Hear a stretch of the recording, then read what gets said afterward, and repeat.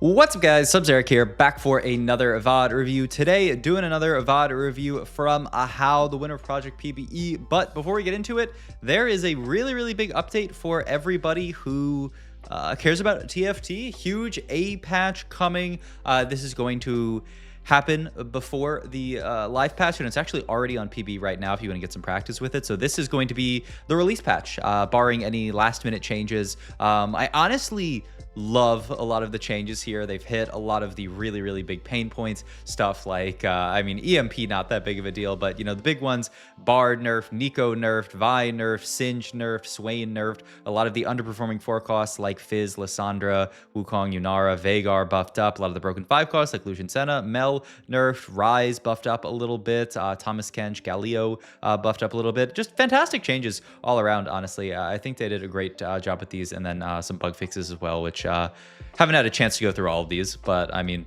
bug fixes generally pretty good.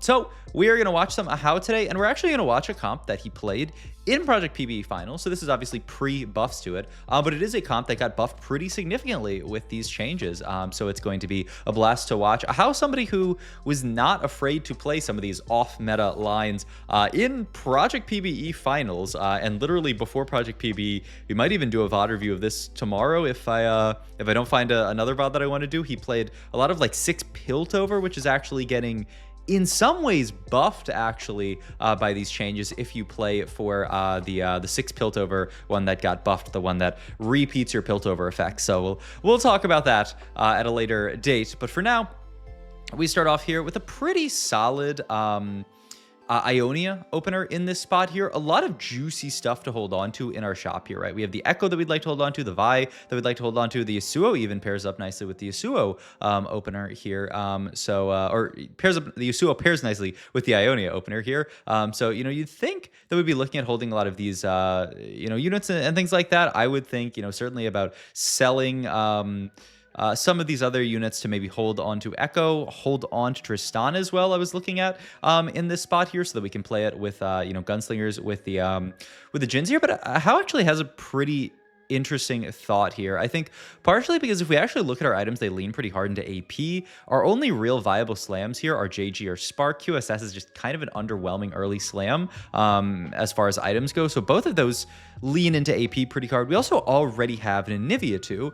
So he actually opts to sell the Gunslinger here that we could play with the Jin pair, hold on to these other kind of more like AP type units, and not even going to hold on to stuff like the Echo or the Yasuo. So really not interested in this Ionia opener, not interested in like Echo to play into like Singed and stuff like that, where we do have, you know, a great route to Singed, but a little bit far off the items, right? I mean, we have half Morello, half BT here. But I think A Hao's saying, you know, I'm in a spot where I could actually legitimately win streak in this spot. So why would I, you know, feel the need to play towards the Singed line and just kind of like grief my early game when I could actually play a real opener, especially with this Anivia 2 that we started with, which is another unit that I think a lot of people think pretty lowly of. Also, my cat is destroying a box in the background, so if you hear that, that's what that is.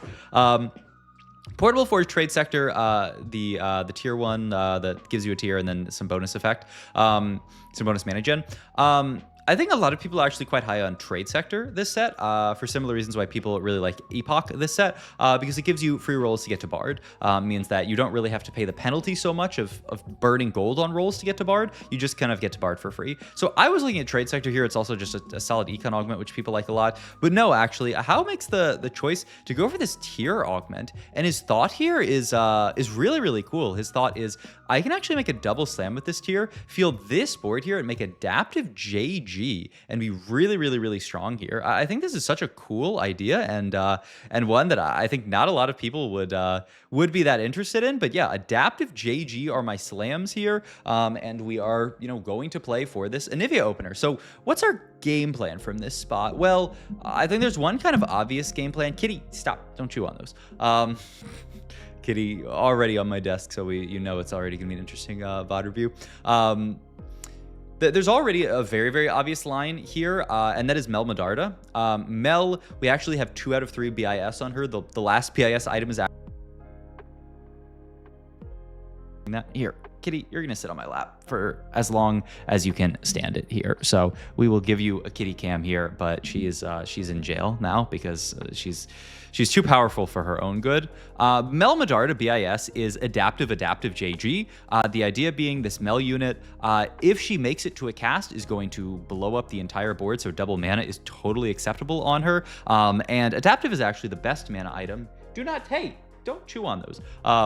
And Adaptive is the best mana gen item on her because she actually has some inbuilt mana gen. She has the ability to suck mana out of units. And so you're really, really excited to play around the Adaptive Helm because it amplifies that mana suck that she does. So really, really nice itemization already towards Mel Medarda. The only downside to playing Mel in this spot is that we don't have an econ augment, right? We started from this just tier augment, which is really not it's not a lot of econ, obviously. It's literally 0 econ, so we're gonna have to either rely on win streak to make it to Mel or decide to play something else. We'll see what Mr. Mortdog has in store for us, because he's got some interesting stuff in store for us.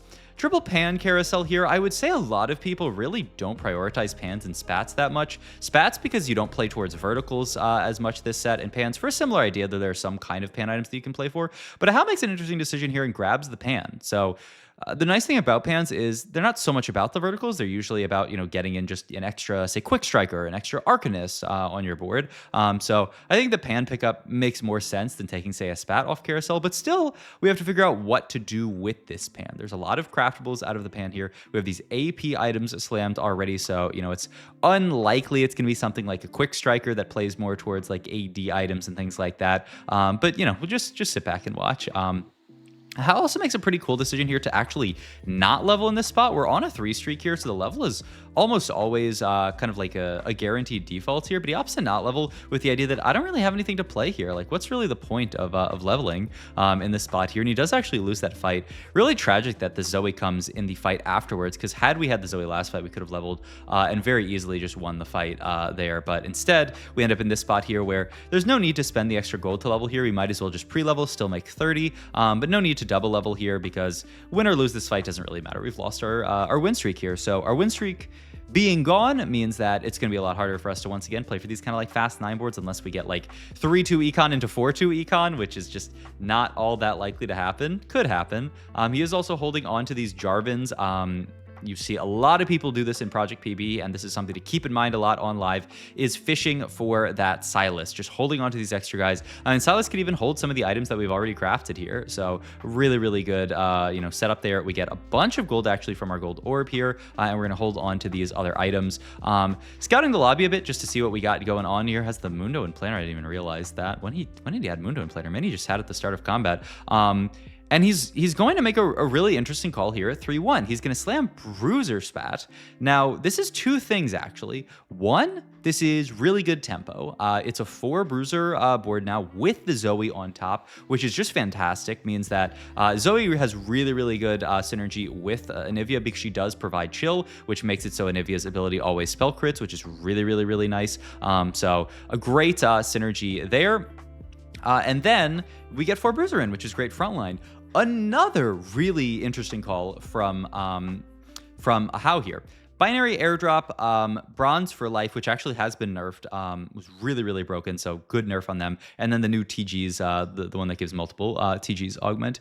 Bronze for Life on this patch by many to be considered by many like the best prismatic that you can get. And I think he's somewhat looking at it here in this spot, over something like binary, which I don't think is very good. But he rolls once and sees Indecision 2. Indecision 2, I mean, it's a fantastic augment in that it essentially gives you 12 gold for free if you can wait out the 3 rounds it takes you to get another augment. And the other really nice thing about this is the comp that we're playing towards is actually not that crazy of a Bronze for Life board.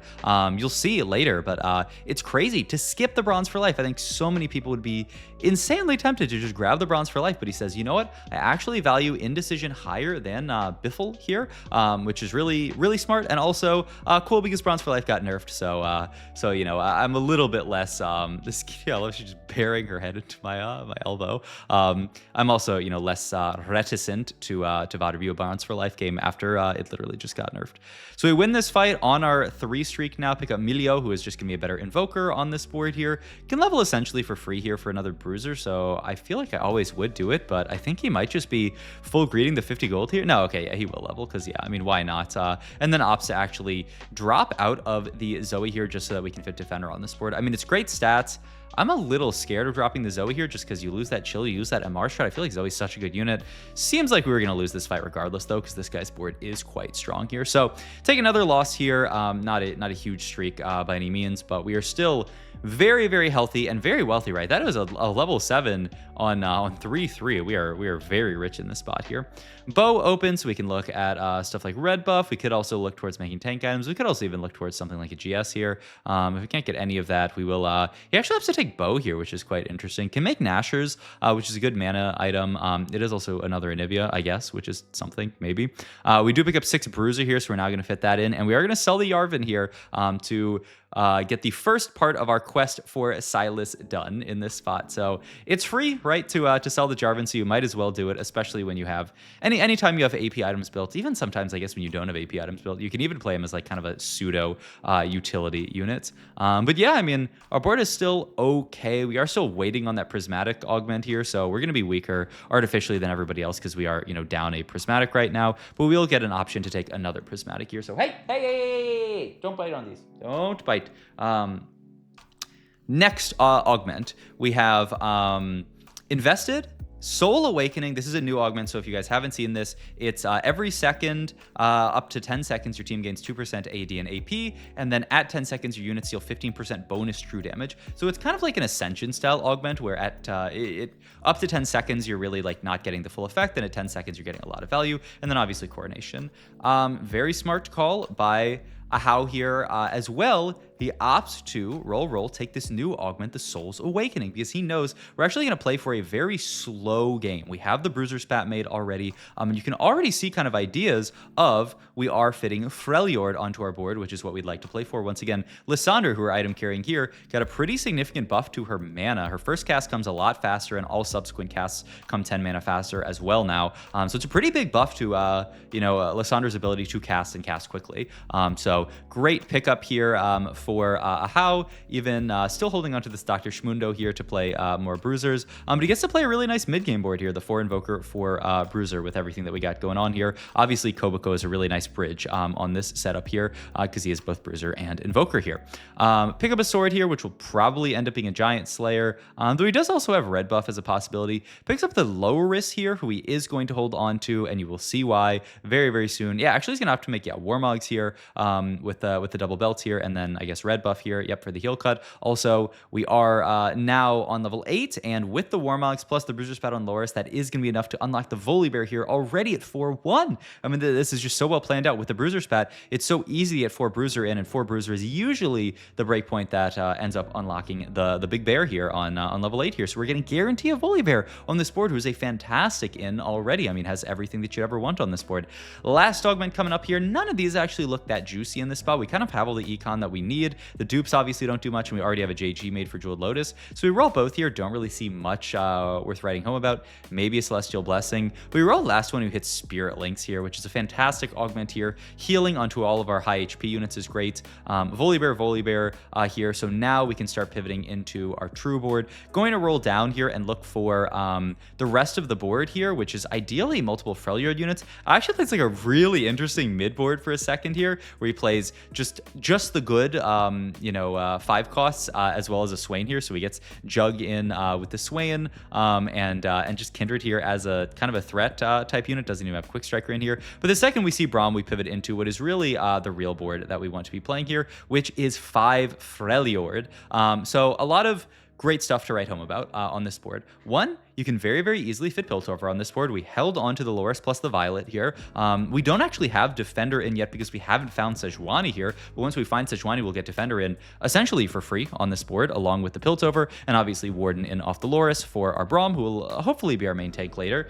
We do also have kind of an open slot here that the Shyvana is currently taking up as just another form of extra tankiness on this board. We saw this the entire weekend, how really likes playing Shyvana as this threat style unit. After she casts, your board gains damage reduction from abilities and a lot of damage, a lot of units do damage with their ability. So this is really the board at this point. And obviously the Bruiser Spat, great value here in just getting 2 Bruiser in for our board. It would be quite awkward, you know, had we not had Bruiser Spat, you'd have to look at, you know, fitting a Bruiser in this last slot here, which I guess would just be Kobuko as a solid in, but we already have 2 Invoker in on this board anyway, so nothing really to write home about there.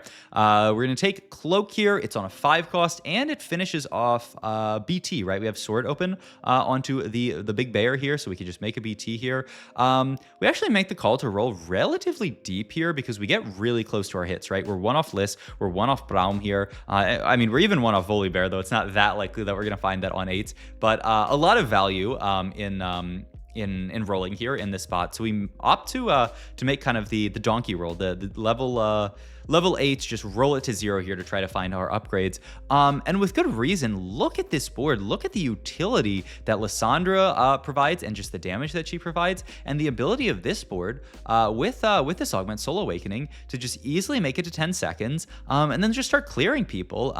One of the things that just absolutely blew me away this game is this board looks fine to me. It's a 4-cost centric board around a 4-cost that a lot of people, I mean, said that she needed buffs, right? No one was really that excited to play around this Lissandra unit, but you'll just see throughout this game, this board outperform any expectations I would have for it. So obviously rotate into a pretty rough 8 Yordle board. I think it's 8 Yordle from Koyui, at least 6 Yordle. Koyui going super fast 9 in this spot, as they did a lot in the tournament, which, you know, I mean, anyone will do if they get a good spot for it on this patch for sure. And I mean, on the next patch, for sure, Fast 9 is still going to be very good, even with some of the nerfs to other 5 costs. I mean, some of the other 5 costs got buffed up. Stuff like Rise might be back on the menu, baby. But yeah, I mean, at this point, our last thing to pick up on 8 is that Braum 2, so that we have better frontline.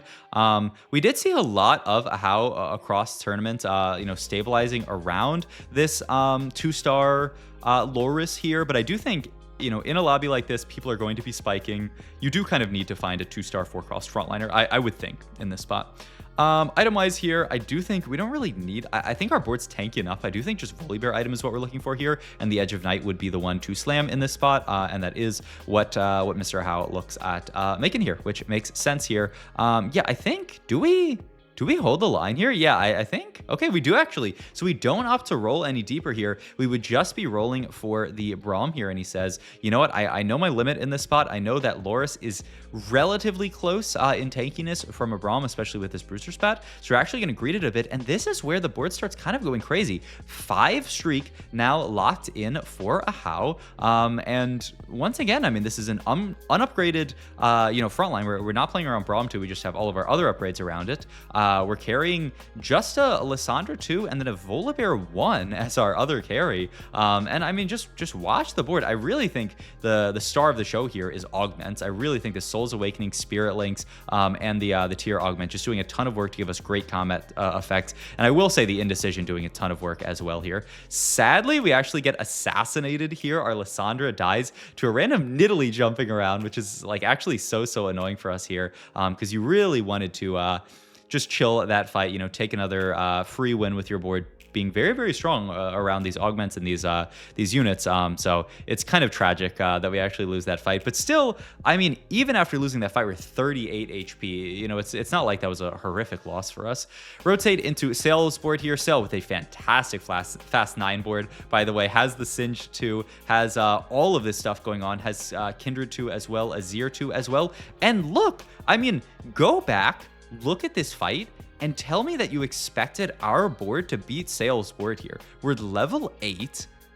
Look at the difference in the boards. Kindred 2, Azir 2, has a Xerath here as well for 2 Shurima, both itemized here. Has the 2-star 2-star Singed here as well here. A few other 2-star frontliners. Some you know, less than, you know, stellar units on the board to be sure. But like, if you told me, look at this fight and tell me who wins, I would not expect that it is a house board, and I would not expect that the fight doesn't really seem close. Volibear doesn't tie at all. The Lissandra is full HP. I mean, This board is really, really good at just damage checking people, saying, hey, do you have enough damage to actually kill all my units through the 5 Freljord, through the Spirit Links? And if the answer is no, then you are losing that fight, because you also get the inevitability from the Soul's Awakening here.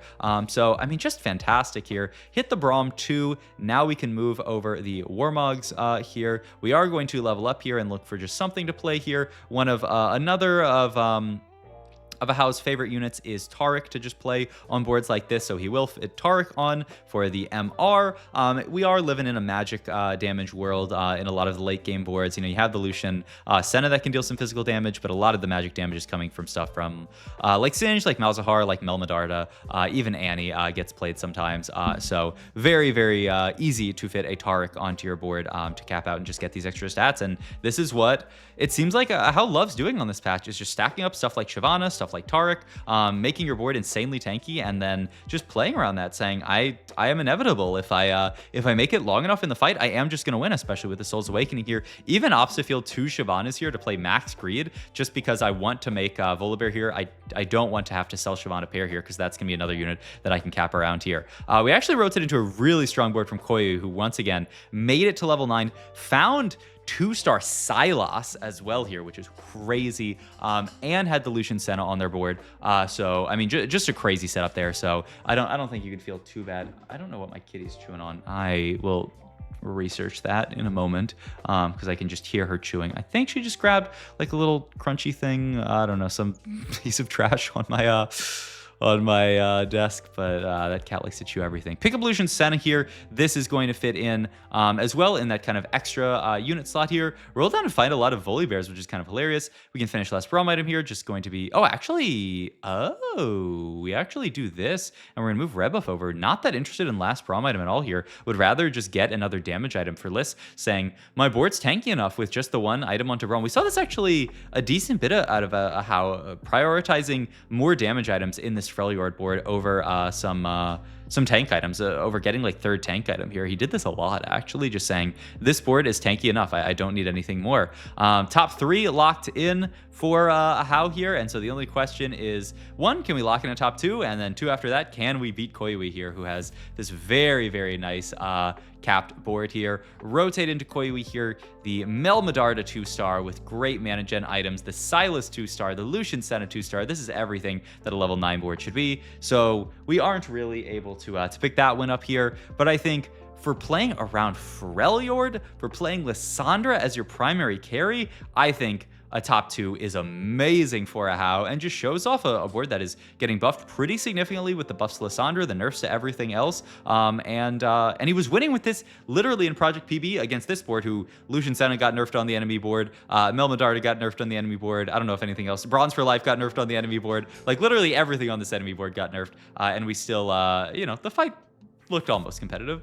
So, hope you guys enjoyed this video. If you did, please like, comment, and subscribe. Check out my Twitch and Metafy, all my links down below, and I'll see you guys in the next video. Thanks for watching, as always.